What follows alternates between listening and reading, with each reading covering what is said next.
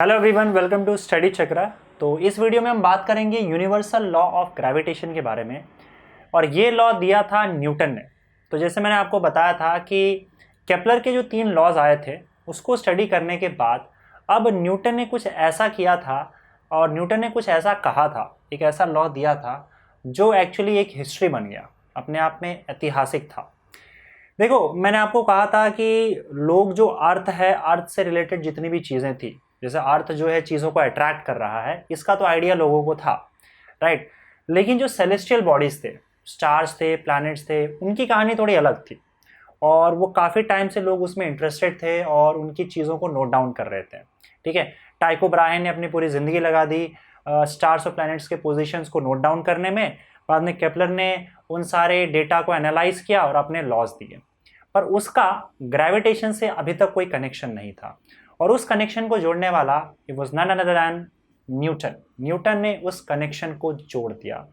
और एक्चुअली में ये जो अट्रैक्शन वाली चीज़ है कि अर्थ जो सारे ऑब्जेक्ट्स को अपने तरफ अट्रैक्ट करती है, ये सिर्फ अर्थ तक ही सीमित नहीं है, ऐसा न्यूटन का मानना था। और न्यूटन ने इस अट्रैक्शन वाली चीज़ को यूनिवर्सल कर दिया। और फाइनली न्यूटन के इस लॉ के अकॉर्डिंग दुनिया में जितने भी पार्टिकल्स हैं, और चाहे वो जहाँ कहीं भी हो, हर एक पार्टिकल दूसरे पार्टिकल को एक पर्टिकुलर फोर्स से अट्रैक्ट करती है। और ये आपका जो अट्रैक्शन है, इस अट्रैक्टिव फोर्स को हमने ग्रेविटेशनल फोर्स कहा। ठीक है, तो इनफैक्ट ग्रेविटेशनल फोर्स सिर्फ अर्थ में नहीं बल्कि इस दुनिया के हर 2 ऑब्जेक्ट के बीच में होता है। मतलब इस दुनिया में जो भी 2 पार्टिकल होंगे, चाहे वो यूनिवर्स में कहीं भी हो, वो एक दूसरे को एक पर्टिकुलर फोर्स से अट्रैक्ट करती है। That force is your gravitational force, ऐसा न्यूटन का कहना था। और फिर उसके बाद जो है हम ये बोल सकते हैं कि मून जो है वो अर्थ के अराउंड रिवॉल्व करती है because they have gravitational force between them. तब ये सारे एक्सप्लेनेशन मिलने लगे और आप अब जो जानते हो कि अर्थ जो सन के अराउंड रिवॉल्व करता है बिकॉज ऑफ ग्रेविटेशनल फोर्स, ये सारी की सारी चीज़ें बाद में आई जब न्यूटन ने सबको कनेक्ट कर दिया। न्यूटन ने क्या कर दिया, इस एक लॉ से सब चीज़ को एक्सप्लेन कर दिया। क्यों अर्थ के अराउंड सन क्यों रिवॉल्व सन के अराउंड अर्थ क्यों रिवॉल्व कर रहा है, अर्थ के अराउंड मून क्यों रिवॉल्व कर रहा है, राइट। हम सारे लोग जो है वो अर्थ में चिपके क्यों हैं, अर्थ से जुड़े हुए हैं क्यों हैं, all because of gravitational force. और ये ग्रेविटेशनल फोर्स सिर्फ एक जगह सीमित नहीं है, it is between every 2 particle. इसका मतलब मेरे और मार्कर के बीच में ग्रेविटेशनल फोर्स है, सन और अर्थ के बीच में ग्रेविटेशनल फोर्स है, सन और मून के बीच में ग्रेविटेशनल फोर्स है, मेरे और सन के बीच में ग्रेविटेशनल फोर्स है। दुनिया में जितने भी ऑब्जेक्ट्स हैं, हर 2 ऑब्जेक्ट एक दूसरे पर ग्रेविटेशनल फोर्स लगा रही है। और एक ऑब्जेक्ट, सपोज करो ये मार्कर मुझ पर जितना ग्रेविटेशनल फोर्स लगाता है, मैं भी मार्कर पर उतना ही ग्रेविटेशनल फोर्स लगाता हूँ। दोनों का फोर्स इक्वल एंड ऑपोजिट होता है because they are action reaction force. Newton के 3rd लॉ के अकॉर्डिंग जो एक्शन रिएक्शन फोर्स होते हैं they are equal and opposite in direction. अब ये क्वेश्चन आपके दिमाग में आ रहा होगा कि अगर ऐसा है तो मुझे एक बात बताओ कि जो अर्थ पे रखे इतने सारे ऑब्जेक्ट्स हैं, ये एक दूसरे को अट्रैक्ट करके एक दूसरे के पास क्यों नहीं चले जाते हैं, राइट। देखो, इसका एक रीज़न है। रीज़न ये है कि ये जो ग्रेविटेशनल फोर्स होता है, ये ऑब्वियसली बात है मास पे डिपेंड करता है। और ग्रेविटेशनल फोर्स बहुत ही वीक फोर्स होता है। इनफैक्ट जो भी फोर्सेस बाद में आए, उन सब से वीक फोर्स जो है, इसकी बात शायद हम लोग पिछले वीडियोस में कर चुके हैं। लॉज ऑफ मोशन में मैंने आपको किसी एक वीडियो में बताया था कि ग्रेविटेशनल फोर्स जो होता है वो सबसे वीक फोर्स होता है। इतना वीक फोर्स होता है कि आपको ये एक्सपीरियंस नहीं होगा, ये नज़र नहीं आएगा। तब तक नज़र नहीं आएगा जब तक कोई एक बॉडी, कम से कम जो 2 बॉडी एक दूसरे को अट्रैक्ट कर रही है, उसमें से कम एक बॉडी बहुत ही बड़ा ना हो। ठीक है, तो अगर इस मार्कर को मैं यहाँ से छोड़ता हूँ तो ये नीचे जाता है। अब यहाँ पे आपको ग्रेविटेशनल फोर्स दिख गया, अर्थ इसको ग्रेविटेशनल फोर्स से नीचे पुल कर रही है, राइट। ये इसलिए दिखा क्योंकि यहाँ पे ग्रेविटेशनल फोर्स इतना है कि आपको ये नज़र आ जाए। और उसका रीज़न ये है कि अर्थ उसको खींच रहा है, अर्थ का साइज बहुत बड़ा है।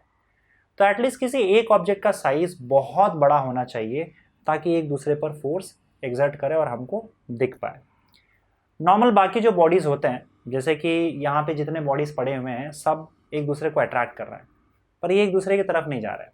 इसका रीज़न ये है कि इनके बीच में ग्रेविटेशनल फोर्स बहुत ही कम है और अर्थ ने अपने ग्रेविटी की वजह से सबको अपनी जगह पे पकड़ रखा है। तो ये आपस में एक दूसरे पर फोर्स लगा तो रहे, पर इनका फोर्स इतना स्ट्रांग नहीं है कि वो एक दूसरे के पास जा पाए, क्योंकि अर्थ का जो ग्रेविटेशनल फोर्स है वो इनसे काफ़ी ज़्यादा है, आपस वाले फोर्स से काफ़ी ज़्यादा है। तो सबको अर्थ ने अपनी जगह पे पकड़ रखा है, इसलिए मूव नहीं कर पा रहे। समझ में आया? दूसरी बात ये है कि ये एक्शन रिएक्शन फोर्स होता है। मतलब अगर सपोज करो मार्कर को मैं इस पोजीशन से नीचे छोड़ता हूँ तो क्या होता है बताओ? मार्कर को अर्थ नीचे खींच रहा है एक पर्टिकुलर ग्रेविटेशनल फोर्स से। इनफैक्ट मार्कर भी अर्थ को ऊपर खींच रहा है। यस, मार्कर भी अर्थ को उतने ही फोर्स से ऊपर खींचता है। तब क्वेश्चन ये है कि भाई मार्कर ऊपर क्यों नहीं जा रहा है, सॉरी मार्कर नीचे जा रहा है, अर्थ ऊपर क्यों नहीं आ रहा है? अगर अर्थ को मार्कर भी उतने ही फोर्स से ऊपर खींच रहा है, उतने ग्रेविटेशनल फोर्स से, तो अर्थ क्यों नहीं ऊपर आ रहा है? देखो एक्चुअली अर्थ जो है उसका मास बहुत ज़्यादा होता है। आपको पता है न्यूटन का law F is equal to M A, force is equal to mass into acceleration. तो एक्सेलरेशन F अपॉन एम होता है। मतलब अगर मैं फोर्स सेम रखूँ तो एक्सेलरेशन मास के इनवर्सली प्रोपोर्शनल है। जितना ज़्यादा मास होगा उतना ही एक्सेलरेशन कम है।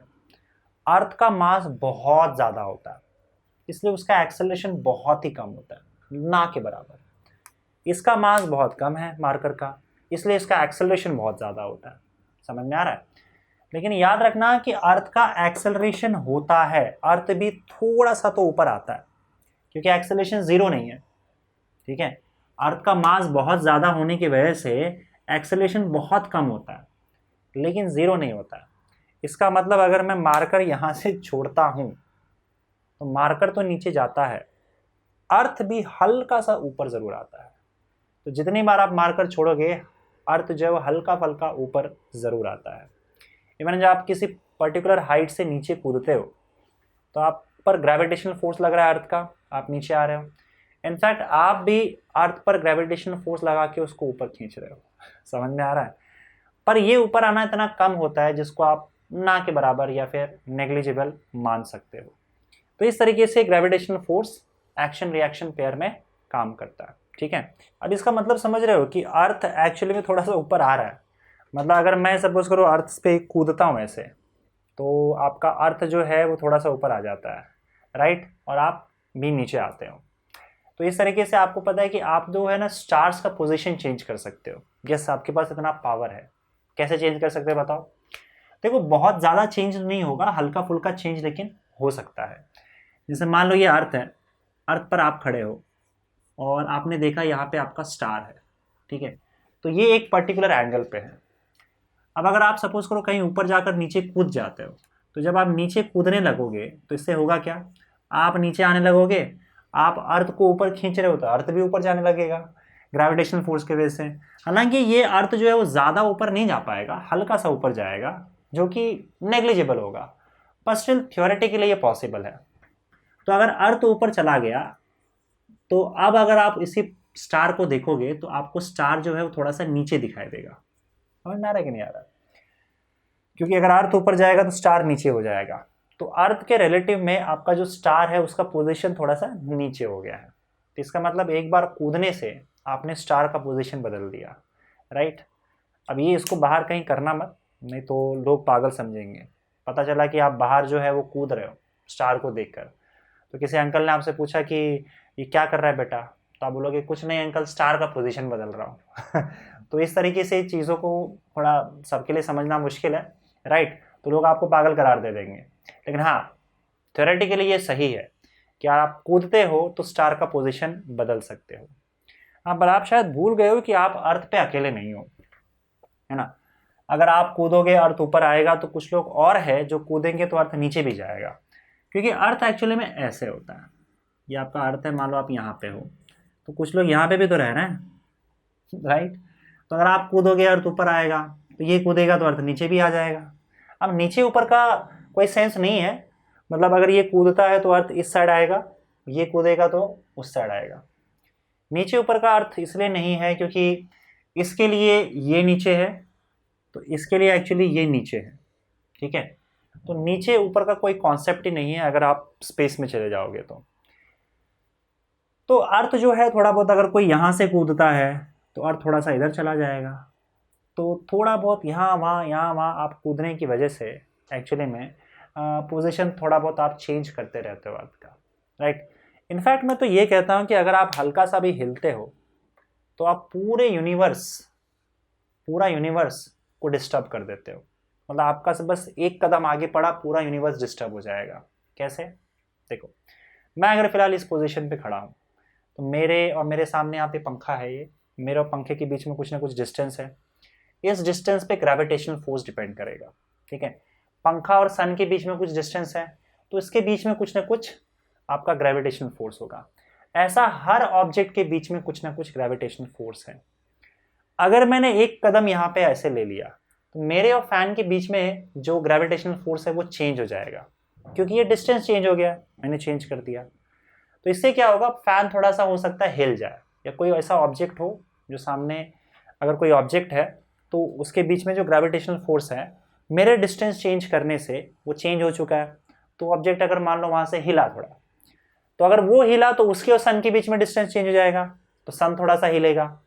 और उसके मून के बीच में डिस्टेंस चेंज हो जाएगा, तो मून और उसके और मून के बीच में अगर डिस्टेंस चेंज हो रहा है तो मून पर जो ग्रेविटेशनल फोर्स लग रहा था वो भी चेंज हो जाएगा, तो मून थोड़ा सा हिलेगा। इस तरीके से, क्योंकि एक्चुअली हर चीज़ कनेक्टेड है ग्रेविटेशनल फोर्स से, हर ऑब्जेक्ट के बीच में ग्रेविटेशनल फोर्स लग रहा है, तो अगर मैं हिलता हूँ तो मैं पूरे यूनिवर्स को डिस्टर्ब कर सकता हूँ। तो इतना पावर है आपके अंदर कि आप अगर ज़रा सा हिलते हो, अगर मैंने ऐसा हाथ हिलाया तो पूरा का पूरा जो यूनिवर्स है वो डिस्टर्ब हो जाएगा, क्योंकि इस हाथ और पूरे यूनिवर्स के हर एक ऑब्जेक्ट के बीच में ग्रेविटेशनल फोर्स है। तो ये एक्चुअली में बहुत ही कम लेवल पे डिस्टर्बेंस होगा जो शायद नोटिस भी नहीं किया जाए, लेकिन फैक्ट तो यही है और सच्चाई तो यही है कि हाँ, मैंने हाथ हिलाया तो यूनिवर्स डिस्टर्ब हो गया। समझ में आ रहा है? इतना पावर है आपके पास। तो खैर, इन सारी चीज़ों के बाद हम आते हैं वापस यहाँ पे और यूनिवर्सल लॉ ऑफ ग्रेविटेशन की बात करते हैं जो न्यूटन ने दिया। ठीक है, तो हमको तो ये पता चल गया अब, न्यूटन ने ये कहा कि दुनिया का कोई भी दो ऑब्जेक्ट रहे या दुनिया का कोई भी दो पार्टिकल रहे, उसके बीच में क्या होगा, एक फोर्स ऑफ अट्रैक्शन होगा, that is gravitation force of attraction. तो मान लो ये दो ऑब्जेक्ट है, ऐसे एक का मास m1 एक का मास m2 मान लो, इसके बीच में ग्रेविटेशनल फोर्स लगेगा। ये इस पर जितना फोर्स एक्सर्ट कर रहा है अट्रैक्टिव फोर्स, ये भी उस पर उतना ही अट्रैक्टिव फोर्स एक्सर्ट करेगा। ठीक है, और ये फोर्स कुछ इस तरीके से लगेगा, ये इसको यहां से ऐसे खींचेगा, ये इसको यहां से ऐसे खींचेगा। इन दो ऑब्जेक्ट के बीच में मान लो डिस्टेंस r है। तो न्यूटन ने कहा कि ये जो फोर्स है वो दो चीजों पे डिपेंड करती है।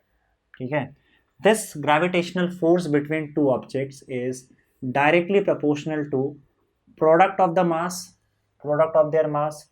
मतलब दोनों का मास का अगर आप मल्टीप्लिकेशन देखो, प्रोडक्ट देखो, तो ये प्रोडक्ट जितना ज़्यादा होगा उतना ही ज़्यादा फोर्स होगा। याद रखना, ये फोर्स जो है प्रोडक्ट पर डिपेंड करता है। इसमें ऐसा हो सकता है कि एक ऑब्जेक्ट बहुत हल्का हो, तो इसका मतलब ये नहीं कि ग्रेविटेशनल फोर्स जो है वो कम हो जाएगा। वो सिर्फ एक मास पर डिपेंड नहीं कर रहा है, दोनों के मल्टीप्लिकेशन पर डिपेंड कर रहा है। तो अगर ऐसा भी हो जाए कि एक मास बहुत हल्का है और एक बहुत भारी है, ठीक है, तो इससे क्या होगा, दोनों का मल्टीप्लिकेशन ज़्यादा हो गया, प्रोडक्ट ज़्यादा हो गया। प्रोडक्ट ज़्यादा हो गया तो उनके बीच में जो फोर्स है वो फोर्स भी ज़्यादा लगेगा। मैं एक एग्जांपल बता रहा हूँ आपको। अगर सपोज करो दो 10-10 किलो का ऑब्जेक्ट है, 10-10 किलो का ऑब्जेक्ट, हैवी ऑब्जेक्ट है, इनके बीच में कुछ ना कुछ फोर्स लगेगा। ठीक है, अगर मैं सेम डिस्टेंस पे एक 1 kg का ऑब्जेक्ट रखूं और एक 100 kg का ऑब्जेक्ट रखूं, तो मैंने 10 से अगर 1 कर दिया तो इसका मतलब ये नहीं कि फोर्स कम हो जाएगा काफी, क्योंकि इसको अगर मैंने 10 से 1 किया है तो यहां पे मैंने 10 से 100 भी कर दिया। अगर आप इनके बीच में फोर्स निकालोगे तो उतना ही फोर्स आएगा जितना इन 10-10 ऑब्जेक्ट के बीच में फोर्स लग रहा था। अगर इनके बीच में फोर्स F लग रहा है तो इनके बीच में भी उतना ही फोर्स लगेगा, भले ही ये सिर्फ 1 किलो का है, बहुत छोटा है, मतलब इससे 10 गुना कम इसका मास है, तो भी। रीजन क्या है देखो, क्योंकि एक्चुअली में ये ग्रेविटेशनल फोर्स जो है वो दोनों मास के प्रोडक्ट पर डिपेंड कर रहा है। अब इन दोनों का प्रोडक्ट आप निकालो, 10 मल्टीप्लाइड बाय 10 कितना हो जाएगा, 100। तो इसका प्रोडक्ट आ रहा है 100।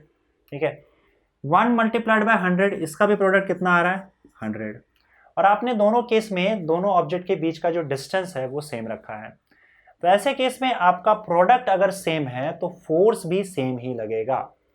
तो सिर्फ एक ऑब्जेक्ट डिसाइड नहीं करेगा कि वो कितना फोर्स एक्सर्ट करेगा दूसरे पे या फिर उसको कितना फोर्स उस पे लग रहा है, बल्कि दोनों का क्या मास है वो दोनों डिसाइड करेगा। प्रोडक्ट डिसाइड करेगा, दोनों का मल्टीप्लिकेशन डिसाइड करेगा। ये प्रोडक्ट जितना ज्यादा होगा ग्रेविटेशनल फोर्स भी उतना ही ज्यादा होगा। तो पहला तो ये नियम है, चलो इसको हटा देते हैं। दूसरा, न्यूटन ने ये बोला कि ये फोर्स डिपेंड करता है दोनों ऑब्जेक्ट के बीच के डिस्टेंस पे, and this force is directly proportional to R square. तो दोनों ऑब्जेक्ट के बीच का जो डिस्टेंस है उसके स्क्वायर के, अरे गड़बड़ कर दिया, sorry, it is inversely proportional to R square. मतलब दोनों ऑब्जेक्ट के बीच का जो डिस्टेंस है उसके स्क्वायर के इनवर्सली प्रोपोर्शनल है। ठीक है, अब स्क्वायर के इनवर्सली प्रोपोर्शनल का मतलब क्या, कि अगर आप डिस्टेंस दोनों के बीच का बढ़ा दोगे तो ग्रेविटेशनल फोर्स कम हो जाएगा, डिस्टेंस कम कर दोगे तो ग्रेविटेशनल फोर्स बढ़ जाएगा। लेकिन स्क्वायर के इनवर्सली प्रोपोर्शनल का क्या मतलब होता है? अगर मैं ऐसा लिखता कि force is directly proportional to 1/r या फिर इनवर्सली प्रोपोर्शनल टू r, तब भी यही मीनिंग निकलता, राइट? तो r के इनवर्सली प्रोपोर्शनल है तो भी आप डिस्टेंस बढ़ाओगे तो फोर्स कम हो जाएगा, डिस्टेंस कम करोगे तो फोर्स ज्यादा हो जाएगा। आर स्क्वायर से भी ये मीनिंग निकल रहा है। तो क्या स्क्वायर और आर में कोई डिफरेंस नहीं है? देखो बिल्कुल डिफरेंस है। सी होगा क्या कि अगर सपोज करो आपने दोनों ऑब्जेक्ट के बीच का डिस्टेंस अगर 2 टाइम्स बढ़ा दिया, कितना बढ़ाया? डिस्टेंस दुगना कर दिया। 1 मीटर डिस्टेंस था तो आपने 2 मीटर कर दिया, तब आप फोर्स अगर चेक करोगे तो पहले के मुकाबले उनके बीच का जो फोर्स है ना वो 4 टाइम्स कम हो जाएगा। मतलब डिस्टेंस 2 टाइम्स बढ़ाओगे तो फोर्स 4 टाइम्स कम होगा, और अगर डिस्टेंस 2 टाइम्स कम करोगे तो फोर्स 4 टाइम्स बढ़ जाएगा। समझ रहे हो? और डिस्टेंस अगर आपने 3 टाइम्स बढ़ा दिया तो फोर्स एक्चुअली में 9 टाइम्स कम हो जाएगा। डिस्टेंस अगर आपने 4 टाइम्स बढ़ा दिया तो फोर्स 16 टाइम्स कम होगा। तो इसका मतलब डिस्टेंस अगर आप r टाइम्स बढ़ाते हो तो फोर्स r स्क्वायर टाइम्स कम हो जाता है। ये एक्सपेरिमेंटली आया है रिजल्ट, समझ में आ रहा है? तो इस r स्क्वायर का ये मतलब होता है। ऐसा नहीं है कि अगर आपने डिस्टेंस 3 टाइम्स बढ़ाया तो फोर्स भी 3 टाइम्स ही कम होगा। फोर्स जो है वो डिस्टेंस के स्क्वायर के हिसाब से कम हो रहा है, राइट? इसीलिए हमने यहाँ पे क्या लिखा कि force is inversely proportional to R square. तो ये स्क्वायर का मतलब आई होप समझ में आ गया होगा। अगर इन दोनों चीज़ों को आप कंबाइन कर दोगे तो F directly proportional to m1 m2 upon r square आ जाएगा। So F is equal to proportionality sign यहाँ पे अगर आप हटाओगे तो एक कांस्टेंट आएगा g m1 m2 upon r square, और इस g को एक्चुअली में ये आपका फोर्स का फॉर्मूला हो गया। This is what your universal law of gravitation is. देखो इसको यूनिवर्सल लॉ इसीलिए बोलते हैं क्योंकि एक्चुअली ये यूनिवर्स के किसी भी 2 ऑब्जेक्ट के लिए वैलिड है। मतलब यूनिवर्स में 2 ऑब्जेक्ट चाहे वो कहीं भी रहे उनके बीच में ये ग्रेविटेशनल फोर्स लगेगा। तो पूरे यूनिवर्स के कोई भी 2 ऑब्जेक्ट के लिए ये वैलिड है, इसलिए हम इसको यूनिवर्सल लॉ ऑफ ग्रेविटेशन बोलते हैं, राइट? समझ में आया? और ये आपका इसका फॉर्मूला आ गया ग्रेविटेशनल फोर्स का। यहाँ पे जो जी है इसको बोला जाता है यूनिवर्सल ग्रेविटेशनल कांस्टेंट। अगेन इसको यूनिवर्सल ग्रेविटेशनल कांस्टेंट इसीलिए बोलते हैं क्योंकि यूनिवर्स में कोई भी 2 ऑब्जेक्ट लो, उसके बीच का अगर आप ग्रेविटेशनल फोर्स निकाल रहे हो तो उसके लिए जी का वैल्यू सेम आएगा। जी का वैल्यू चेंज नहीं होता है, पूरे यूनिवर्स में सेम होता है, इसलिए इसको यूनिवर्सल ग्रेविटेशनल कांस्टेंट बोला जाता है। और इस जी का वैल्यू जब कैलकुलेट किया गया experimentally, so it was 6.67 into 10⁻⁻11, और उसका यूनिट क्या होगा? न्यूटन मीटर स्क्वायर पर केजी स्क्वायर। ठीक है, आप इसका डायमेंशंस भी कैलकुलेट कर सकते हो, ये काम मैं आप पे छोड़ता हूँ कि आप जी का डायमेंशन कैलकुलेट कर लेना, राइट? ये आपका यूनिवर्सल ग्रेविटेशन कांस्टेंट आ गया। ओके, चलिए आगे बढ़ते हैं। और ये यूनिट है उसका, यूनिट तो यहीं से आ जाएगा क्योंकि जी का फॉर्मूला क्या हो जाएगा बताओ? F R square upon m1 m2। F Newton metre square upon ये केजी हो जाएगा, सॉरी m1 m2 आएगा तो केजी स्क्वायर आ गया। ठीक है, फोर्स का, डिस्टेंस का, मास का आपको डायमेंशंस पता है, डायमेंशंस डालो तो जी का डायमेंशन आपको मिल जाएगा। ये काम मैं आपके ऊपर छोड़ रहा हूँ, राइट। तो ये तो भाई मैग्नीट्यूड, इतना मैग्नीट्यूड होता है ग्रेविटेशनल फोर्स का। तो ये आपका यूनिवर्सल लॉ ऑफ ग्रेविटेशन है, ठीक है। इस लॉ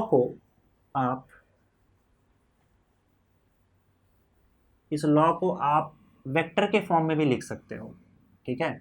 तो वेक्टर के फॉर्म में हम कैसे लिखते हैं बताओ, लेट्स सी। वेक्टर फॉर्म में देखो कैसे लिखोगे।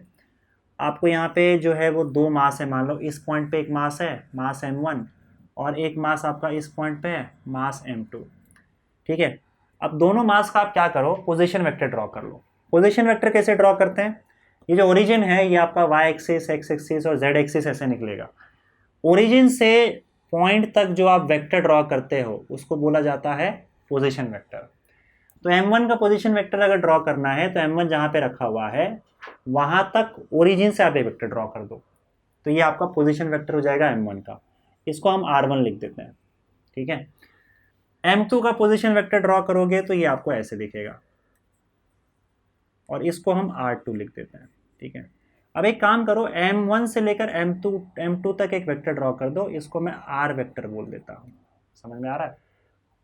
नाउ सी, इसी वेक्टर फॉर्म में, अब इसको वेक्टर फॉर्म में कैसे लिखेंगे ग्रेविटेशनल फोर्स को। ग्रेविटेशनल फोर्स का मैग्नीट्यूड हम लोग को पता है, F is equal to G m1 m2 upon r square. पर फिलहाल इसको हम लोग को क्या करना है, डायरेक्शन के फॉर्म में देखना है। और डायरेक्शन के फॉर्म में हम लोग कैसे देते हैं, हम लोग क्या करेंगे, वेक्टर का यूज़ करेंगे डायरेक्शन के लिए, राइट। डायरेक्शन के लिए हमने एक्चुअली में यूनिट वेक्टर का यूज़ किया था, अगर आपको याद होगा तो। जैसे फॉर एग्जांपल यहाँ पे एक वेक्टर है और मैं मान लेता हूँ ये एक्स एक्सिस के अलॉन्ग है, या फिर कोई भी मान लो एक वेक्टर है इस डायरेक्शन में, वेक्टर ए। अगर मान लो इसके अलॉन्ग एक यूनिट वेक्टर है, इस ए का वैल्यू है, सपोज करो मैग्नीट्यूड ए है, इस वेक्टर ए का मैग्नीट्यूड क्या है, ए है, और इसी डायरेक्शन में एक यूनिट वेक्टर मैंने ए कैप डिफाइन कर रखा है, यूनिट वेक्टर। तो यूनिट वेक्टर का मैग्नीट्यूड 1 होता है, राइट। तो मैं यहाँ पे इस वेक्टर ए को क्या लिख सकता हूँ, magnitude multiplied by unit vector. क्योंकि यूनिट वेक्टर का डेफिनेशन ही क्या है, vector divided by its magnitude, that is the definition of your unit vector. Vector को उसके मैग्नीट्यूड से डिवाइड कर दो तो आपको यूनिट वेक्टर मिल जाएगा उसी वेक्टर के डायरेक्शन में।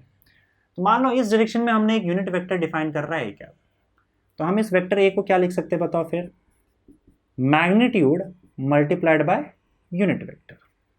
इस तरीके से आप किसी वेक्टर को रिप्रेजेंट कर सकते हो, मैग्नीट्यूड मल्टीप्लाइड बाय उस डायरेक्शन में यूनिट वेक्टर। तो हम यहाँ पे मान लेते हैं कि आपका जो m1 से लेकर m2 तक है, इस डायरेक्शन में एक यूनिट वेक्टर है, और उस यूनिट वेक्टर को r कैप लिख देते हैं। ध्यान देना, यूनिट वेक्टर जो है वो r कैप, वो इस डायरेक्शन में है, m1 से m2 के डायरेक्शन में। Unit vector from m1 to m2, ठीक है। अब चलो हम यहाँ पे दो फोर्सेस की बात करेंगे। एक फोर्स जो m2 पे लग रहा है, अब देखो m2 पे फोर्स किस डायरेक्शन में लगेगा बताओ, ऐसे लगेगा, क्योंकि m2 पे फोर्स कौन लगा रहा है, m1, तो उसको ऐसे पकड़ के खींचेगा। मतलब ये जो यूनिट वेक्टर का डायरेक्शन है इस डायरेक्शन के ऑपोजिट में लगेगा, ठीक है। और m1 पे फोर्स कैसे लगेगा, m1 पे फोर्स जो है वो यूनिट वेक्टर के डायरेक्शन में ही लगेगा। तो हम पहले लिखते हैं फोर्स ऑन मास m1 पे फोर्स कहाँ लग रहा है, इस डायरेक्शन में लग रहा है, तो मैं इस फोर्स को F1 लिख देता हूँ।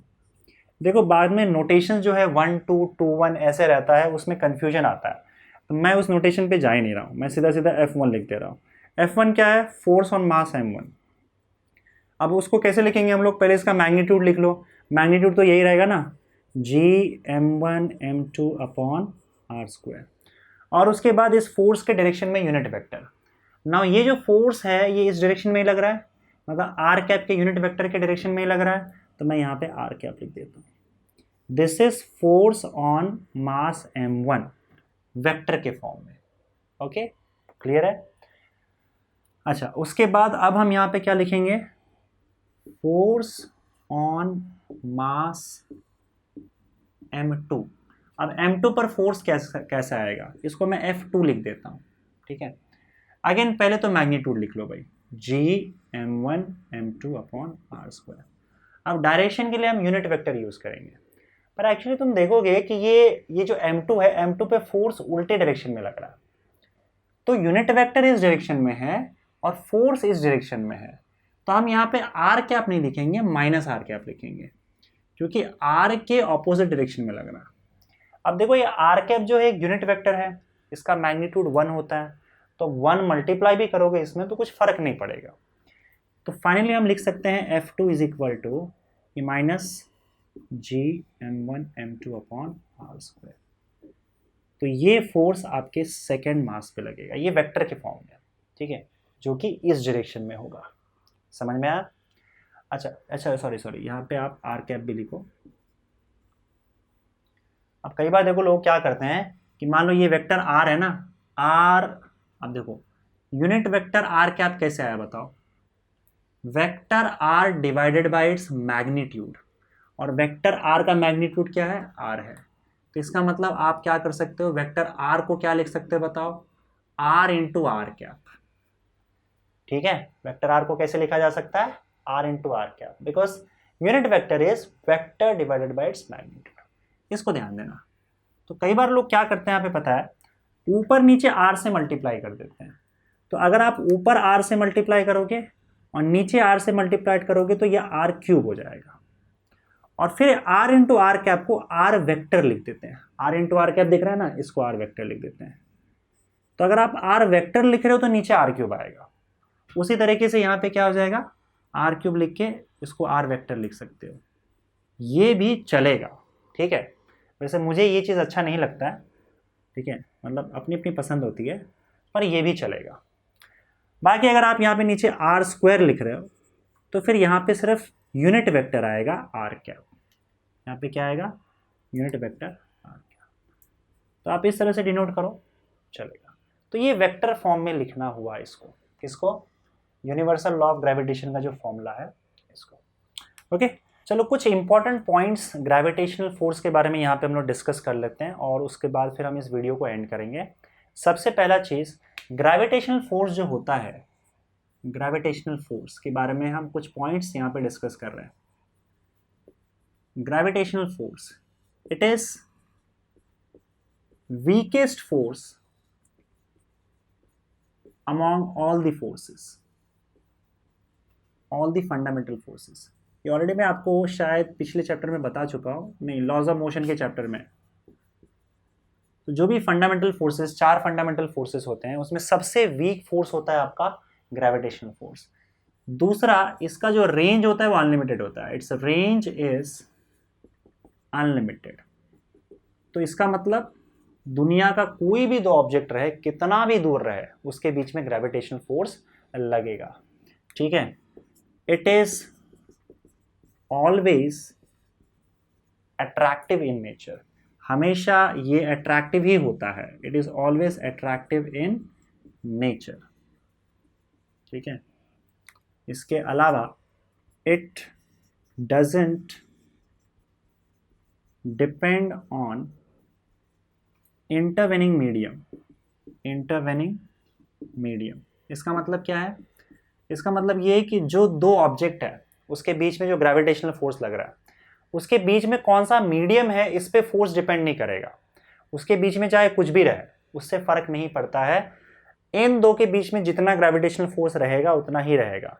मान लो मैंने दो पत्थर लिया, उनके बीच में कुछ ना कुछ ग्रेविटेशनल फोर्स है, अब उन दो पत्थर को मैं चाहे हवा में रखूं, चाहे पानी के अंदर रखूं, चाहे वैक्यूम में रखूं, चाहे ऑयल में रखूं, इससे फर्क नहीं पड़ता है। अगर उन दो पत्थर का मैंने मास फिक्स रखा हुआ है और उनके बीच का डिस्टेंस मैंने फिक्स रखा है, तो उसको चाहे उठा के कहीं भी रखूं, उसके बीच में कोई भी मीडियम आए, उससे उनके फोर्स पे असर नहीं पड़ेगा, फोर्स उतना ही लगेगा। समझ में आया? तो फोर्स दोनों के मास पे और दोनों के बीच में कितना डिस्टेंस है सिर्फ उस पर डिपेंड करेगा, दोनों के बीच में कौन सा मीडियम है उस पर डिपेंड नहीं करेगा। So it doesn't depend on intervening medium. और लास्ट चीज, it obeys inverse square law, ये तो आप जानते हो, इनवर्स स्क्वायर लॉ। तो जो फोर्स एक्चुअली आर स्क्वायर के इन्वर्सली प्रोपोर्शनल होता है तो हम बोलते हैं कि वो इन्वर्स स्क्वायर लॉ फॉलो कर रहा है। तो हमको पता है gravitational force is inversely proportional to square of the distance between the objects. तो ये इन्वर्स स्क्वायर लॉ को भी फॉलो करता है। ठीक है, तो ये कुछ प्रॉपर्टीज थे आपके इस ग्रेविटेशनल फोर्स से, राइट। सो इस वीडियो के लिए इतना ही, मिलते हैं हम लोग अगले वीडियो में, राइट। Thank you.